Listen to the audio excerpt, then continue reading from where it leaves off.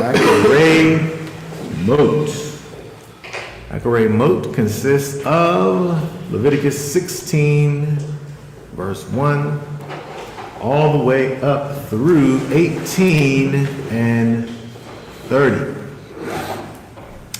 Akarei Mot, which in the English means an after death. After the death is what it says in the text in regards to after the death of the sons of Aaron. That one time whenever they decided that they were going to go into the most holy place and actually they wasn't supposed to go in there, but they went in there anyway and they died. And so now we get to the place in Leviticus where the Most High decides to tell Moshe that when you go into this place, this is what you have to do in order to go into this place, and this is the person that is going to go into that place, and this is the time that you're supposed to go into this place. So we learn about the holiest day that is entered into the holiest place by the holiest guy. And we learn all of the ins and outs of that. Right. Yeah. I just want to say that you just also talked about how that it was a reveal. Because that was I never realized that or saw that before until this week. Yes, well, because of the fact that we look at the Torah, and hopefully we've read it a few times by now, we connect Leviticus chapter 16 with the Day of Atonement. We understand it to be the service that is performed by the high priest on the Day of Atonement. But when you read it from start to finish and think about it from the perspective of never having read it before, it don't talk about the fact that it's the Day of Atonement until the last few verses of the chapter. And so it kind of is like a big reveal. He starts off saying, when you go into the holies of holies, take this in there with you, do this before you go in there, make sure you got these lambs and these goats and there's no lambs actually, these goats and these rams and these bullocks. Make sure you have all of these things together. And oh yeah, by the way, the day that you're doing this is the Day of Atonement. So it is kind of like when you read it afresh. There's no freedom. No, it's not like this is the service for the Day of Atonement and then starts talking about it. It tells you all the things, and then there is this big reveal after the fact. And so what we wanted to just do today is look at some of chapter 17, because when we talk about what we've learned to be the Day of Atonement's service, we always talk about these two goats.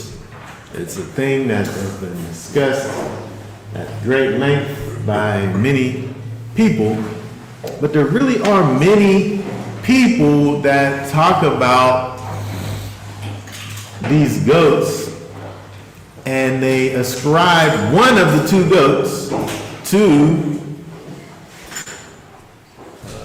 Hasatan, to a demon, to some negative, opposing,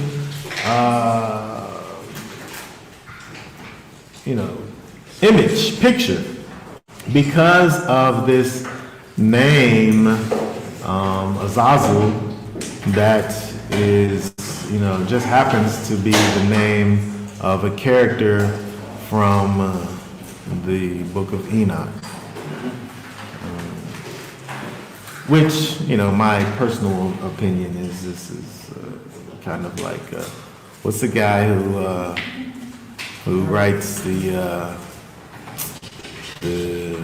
thing with the lion and the... C.S. Lewis? This is like an ancient C.S. Lewis book where there's angels and there's giants and there's people that are as big as the U.S. Steel Building walking around, and they're birthed from regular people. It's very fanciful and it's very interesting, but it's not the Bible. And so if we don't have that, we don't think that Azazel is a name of a person, we understand that it is an actual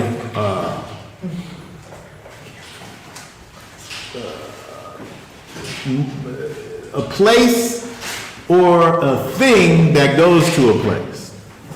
And so the interesting thing about chapter 17 is that it helps us to understand that fact, that there's no way that a demon or Hasatan is involved, integral part in the reception of atonement by the people of the Most High. He's not part of the process. Hasatan's not part of your redemptive process. He's not part of your atoning process. He can be or he could not be, and it don't matter to your redemptive process. Whatever is meant for him to be doing, one thing that it isn't meant to be doing is for him to have an integral part in any parts of your salvation. And this is a key point that I think is necessary for people to be able to understand, where they're able to take certain things, knowing the character of the Most High, knowing the way in which he has redeemed his people in the past. In his redeeming acts, he'll plunder the adversary to show his might, but the adversary is not part of your atonement process. And so when we look at Egypt, Israel coming out of Egypt, and we see what we see with Passover, with the angel, the death angel coming, with the lamb being killed and the blood being spread, all these things that happen in regards to our redemption all point back to the Most High. And so for us to have one of these goats be a representative of what we might think of as the antithesis of what some might think of as the antithesis of the Most High is, I'm just going to say, is goofy. I'm just going to make a strong stance and say that it's goofy. We're using the G word. The G word. All right, and here's why. Because we look at Leviticus 17, let's read Leviticus 17, 1 through 9, the very next chapter. And it's interesting that we have these things that the Most High does, and he puts these things in close proximity with one another. We learn that the Nadab and Abihu, they did a bad thing. And then shortly after that, we find out what should have been done to be able to rectify that situation in short proximity. With this, we have this potential idea of someone misconstruing what it is that, who should be getting the credit or be involved in our atonement. And in the very next chapter, we have a clear indication of that. So let's look at Leviticus 17 and let's read 1 through 9. Leviticus 17 and 1.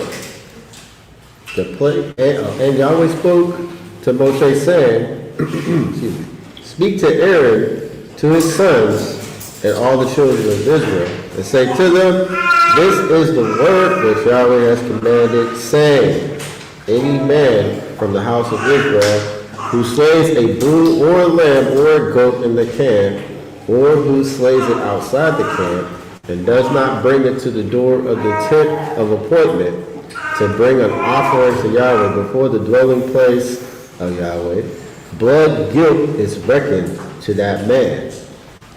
He has shed blood, and that man shall be cut off from among his people, in order that the children of Israel bring their slaughterings, which they slaughter in the open field, and they shall bring them to Yahweh at the door of the tent of appointment to the priest, and slaughter them as slaughterings of peace offerings to Yahweh. And the priest shall sprinkle the blood of the slaughtering place, on the slaughtering place of Yahweh at the door of the tent of appointment, and shall burn the fat for a sweet fragrance to Yahweh. And let them no longer slaughter the slaughterings to demons, after whom they whored. This is a law forever for them throughout their generations.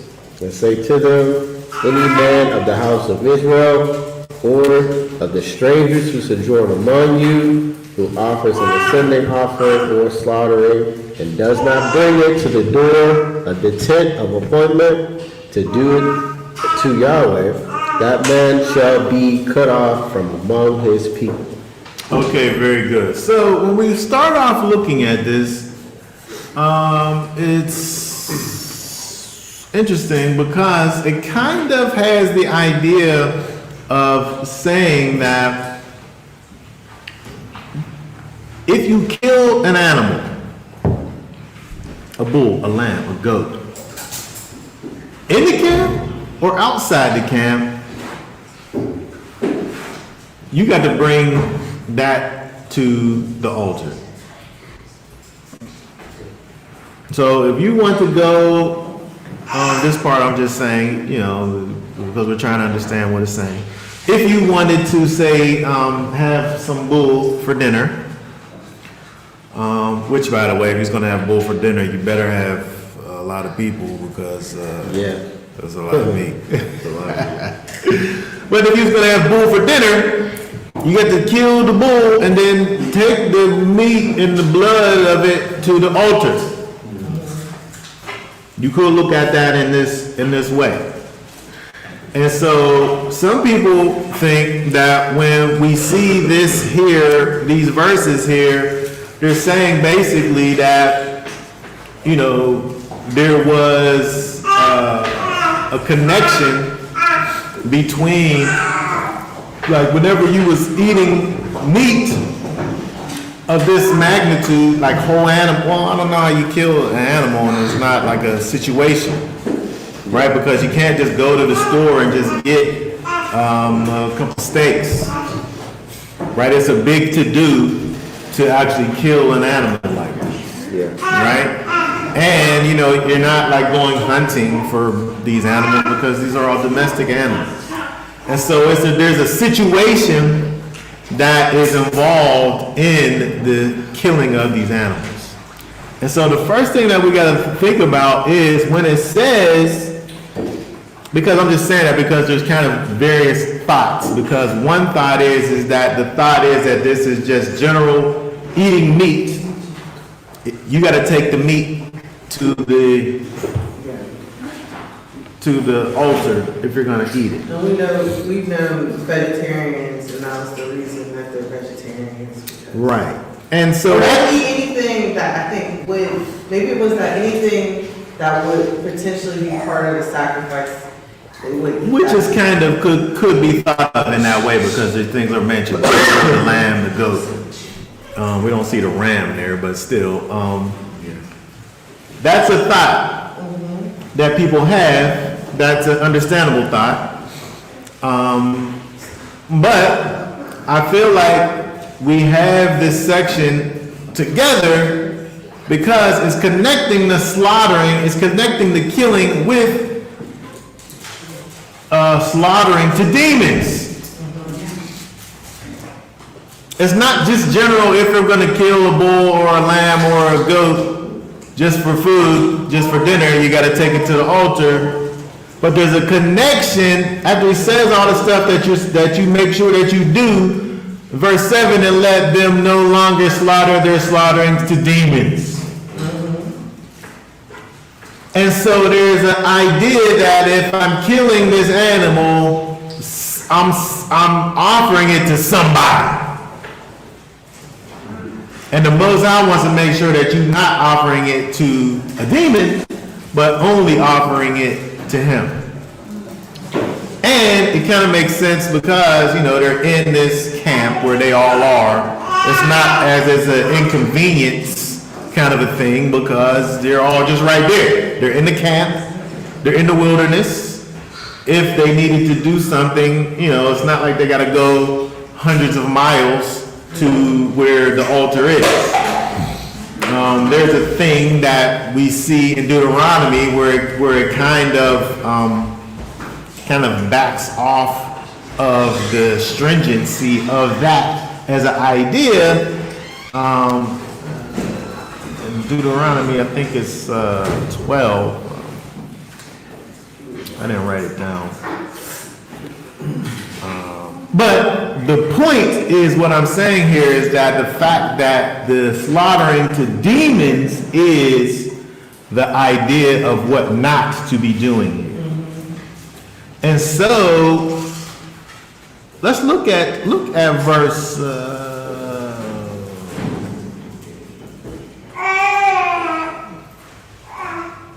3. Verse 3, and the word is slaves. Or kills. The scriptures version has slaves.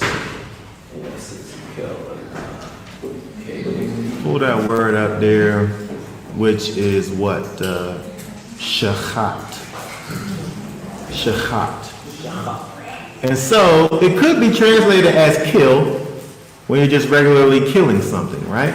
But what it says there is to slaughter, which you can slaughter many things, right? But in context and in the way that that's used basically throughout the entire Torah, when you see that word, the killing, the slaughtering that's happening is in connection to an offering. It's a connection to an offering. And so it's not just general killing, it's killing in the process of doing a sacrifice. And I think that it's important to understand that point because, again, when you put this with this verse right here, in terms of verse 7, let them no longer slaughter the slaughterings to demons, the connection there is the fact that because of the things that were learned by the people and the way in which actually the people as a whole at this time, when you're killing these animals like this, you literally are offering it to somebody. You're making this thing into a thing. And the Most High is wanting for the people to understand that they should only always be offering these sacrifices to the Most High. Only. And not these demons like these other nations have caused for them to do. Oh, go ahead. So even if let's say, in their minds, they were sacrificing it to the Most High, but they didn't do it the way He appointed it to be done, you're still out of line. Right, because he's given specific instructions, right? He's given specific instructions and he wants things to be done in that way. And so, there's so many things when you think about people and the things that they say, they justify these things which actually could be, from the scriptural standpoint, considered wicked.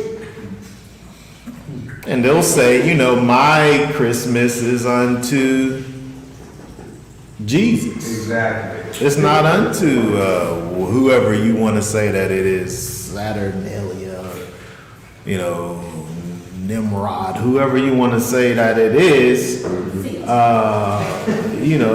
My holiday that I worship my God with my tree and decorations and gifts, I do it unto Jesus.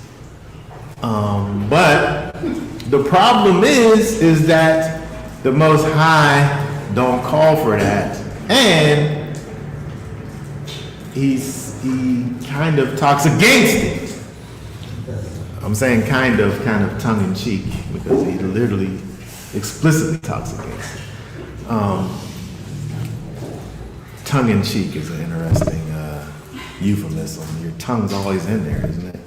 But anyway, the idea here is that the Most High wants for these people, his people, to forsake these ways that they've learned apart from him and take on these new ways. It's interesting that when you continue in chapter 17, it deals with not eating the blood. And it connects the blood to life. And so when we acknowledge the blood, and when we acknowledge that it is the vehicle of life, it causes us to think about the originator of life, who is the Most High only. And he don't have no accomplices in his doings. And so, saying all that is to say, when we think about the Most High and his plan of salvation, it's helpful for us to be able to understand the things that he has done for us already. He gives us this blueprint. He shows us how we do things, and then is able to help us in our understandings about things when we look at kind of a full picture of things. So I just thought it was interesting when we think about this very next chapter that deals with the idea of sacrificing animals to demons,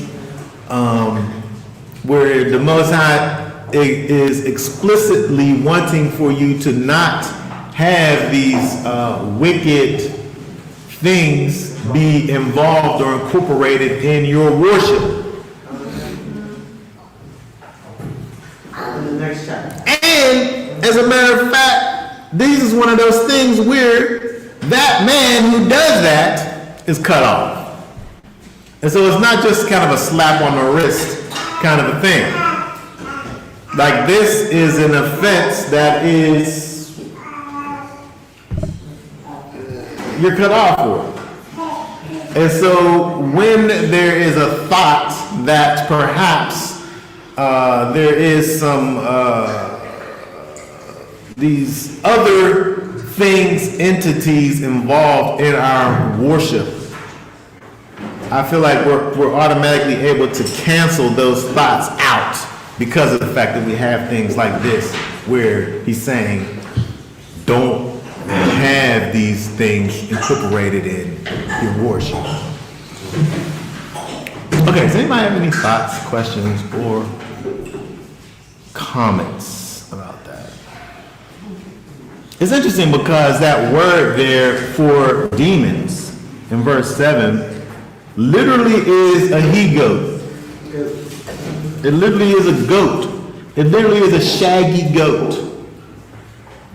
And so when we have this idea of this goat that is involved in our redemption being something that the Most High is instituting, and then he says, don't sacrifice unto this goat. Like it's almost like he's telling us, don't think that this goat is representative of anything else other than me. That's just my thoughts on the matter. Anybody else? Anybody else have any thoughts on the matter? Yeah, go ahead. No, I just wanted you to reiterate what you just said. I got cut off. As far as what? So far as you're saying, so you said you didn't want to confuse what they saying about the goat. So I'm trying to get that. Okay, so are you familiar with the two goats from chapter 16? Yes. The goat that's unto Yahweh, and then the goat that is the scapegoat. And so I'm saying that there are those that say that that scapegoat is representative of Hasatan. And we place the priest places his hand on that goat, which is representative of Hasatan, and you confess your sins to that goat, which is representative of Hasatan, and then a fit man takes that goat, which is representative of Hasatan, and takes him out into the wilderness and sets him free. And that by that action, it initiates the atonement for the people. I'm saying, now this is my personal opinion, I'm saying that that's a lie from the pit of hell. That's my opinion. And I've been wrong many times. But why would Satan be? yeah, To to me, I don't understand it. It's just, it's ludicrous to me. That's my thoughts on it. And I'm basing those thoughts on the fact that in the very next chapter, he talks about the idea of don't let your worship be pointed towards a goat. The way that these other nations did. Because they made gods out of these goats, and they turned them into like goat men. It's a half a man and a half a goat. And they had all kinds of different kinds of goat things that they had. But we need to make sure that we understand in Leviticus chapter 16, that's just a regular goat. It's just a clean goat that's exactly like the other goat. The only difference is that you rolled the dice and you decided to make one be for the Most High, and the other one that looked just like the one that you made for the Most High be this other one that stayed alive. That's another thing. I mean, there's so much significance that points into Yeshua, because Yeshua died, and we needed for him to die, but we also needed for him to be alive. And so we have that aspect of the live goat and the dead goat, and both of them are incorporated in our atoning process.